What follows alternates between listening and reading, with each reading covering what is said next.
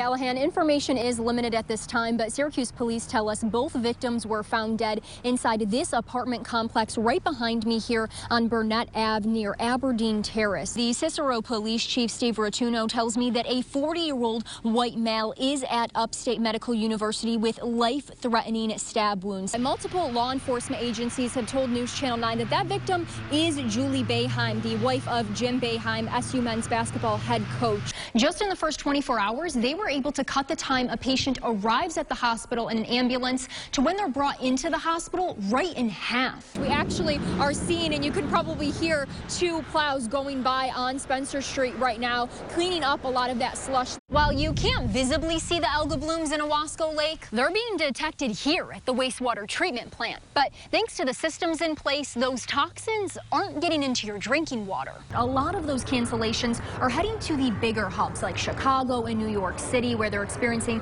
some pretty bad weather. We are standing right now along North Cliff Road here in Cortland, and there are a number of big trees down. Take a look at the one behind me right here. This massive tree just completely uprooted. This is one of the biggest problem areas that the city sees, where people don't obey buses or the speed zone. News Channel 9 was able to obtain a copy of that letter that former board member Frank Mattis submitted to the Board of Education outlining his decision to resign. But if the county executive secures enough votes tomorrow, this open piece of land will eventually look something like this if the project doesn't tank. The gates actually opened a couple minutes before 5 o'clock, which 5 o'clock is already a little bit sooner than they normally open. That's how many fans were in line. It went up like that. In a blink of an eye, flames gobbled up the Village of Camden DPW building. Moments before, Lucas Pearsall was inside. I was the only one here, actually, when I first noticed it. I smelled smoke. I came out and I seen smoke coming off the ceiling, so I went upstairs into the attic to check it out, and nothing but smoke just came out. So I ran out, called 911. Fire crews arriving to a dangerous situation. The roughly 50-year-old building wrapped in flames, forcing an outside firefight for nearly an hour and a half. There were several explosions in the building. Being in the DPW building, there's acetylene tanks, propane tanks, all kinds of chemicals. The road to the fire scene has since been closed off, but the village deputy mayor tells me that inside the building there were at least 2 snow plows, one of which the village had just purchased this year, and multiple smaller pieces of equipment that are all a total loss.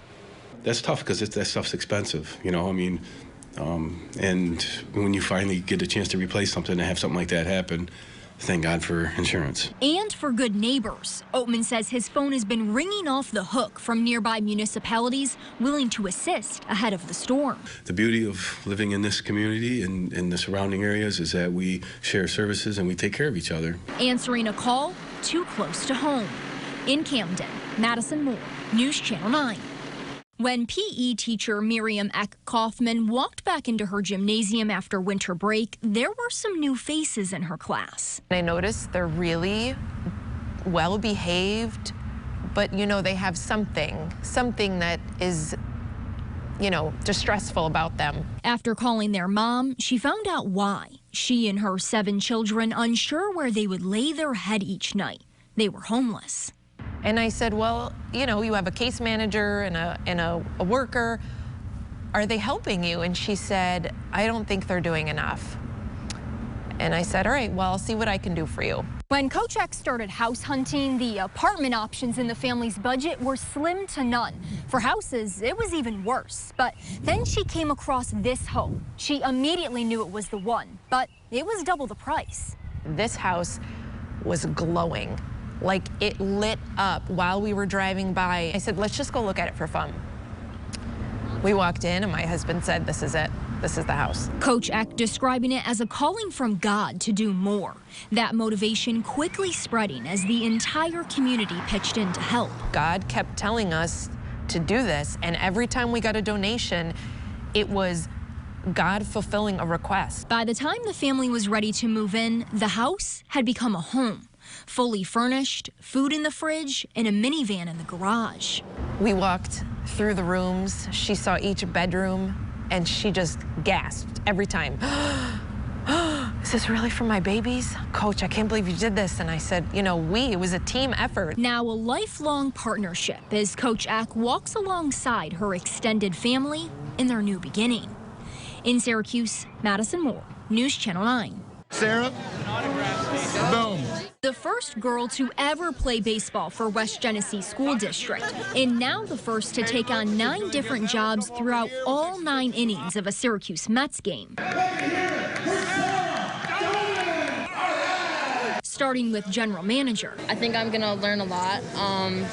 I like leading, and that's what being a general manager is. Sarah Doman came up with the project through Baseball for All, an organization she belongs to that gives girls all across the country an opportunity to play baseball together. I have done girls' baseball clinics the past 2 years. I've taught about 80 girls how to play baseball. And this year I wanted to do something that wasn't focused on playing baseball.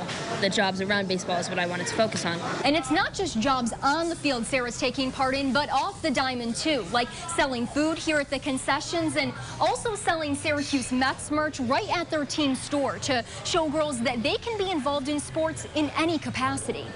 I hope that people and little girls can see that they can do anything, including these male-dominant jobs. We thought it was a great idea. We love the fact that she's going to do every job here and just really show that there's no limits for women in professional sports. Using her platform to inspire the next generation of young girls that sky's the limit. Girls can do anything. We sure can. In Syracuse, Madison Moore, News Channel 9.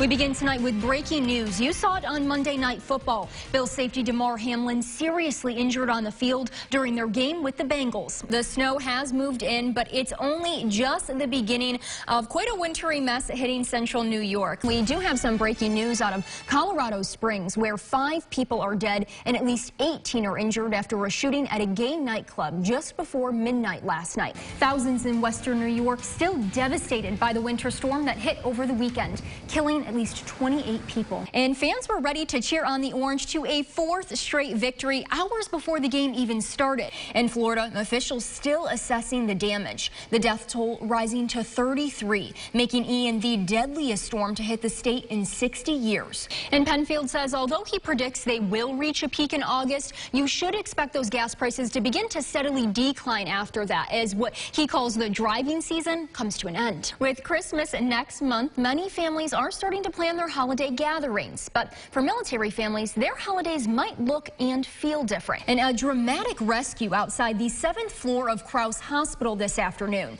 Syracuse firefighters had to pull 2 window washers to safety after the boom lift they were in tipped against the building.